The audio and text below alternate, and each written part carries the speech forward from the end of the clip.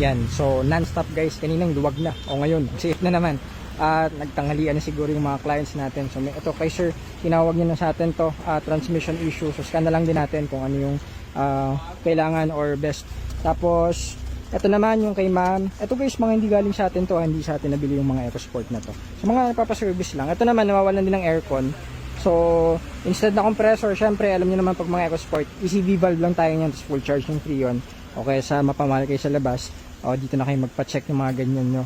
Tapos ito naman sila ma'am, palit lang ng drive belt saka mga reservoir tank. Tapos ito tapos na, monitoring na lang to. Mga ano pag weekends talaga, ito mga hindi galing sa atin kaya ang daming kotse. Ito naman hindi rin sa atin nabili to. Nagpa timing belt kasi puro cracks na, nakita naman kanina.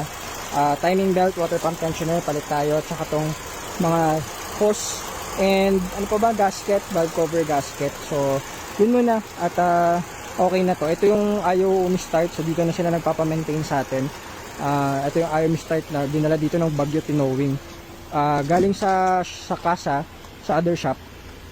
Tapos hindi nila mabuhay, ilang months na. So dito saglit lang okay na ulit. So yan, yung mga ginagawa naman yan for maintenance na lang, preventive maintenance. So ito naman yung client natin from Pangasinan. Tapos na rin to. Pinalitan na lang, PMS na lang pala to. So ang ginawa dito is, ano nga bang ginawa dito? More on sa electrical to kasi nag-low voltage, so nagpalit ang alternator, ganun pa rin. So nag-move tayo dun sa next step ng diagnostics natin, which is yun nga sa mga electrical, mga wiring, mga harnesses. Palit tayo nyan. So okay na ulit, pwede na lang biyahe to. Tapos ayun muna ang ano natin ngayon, ang updates mamaya ulit.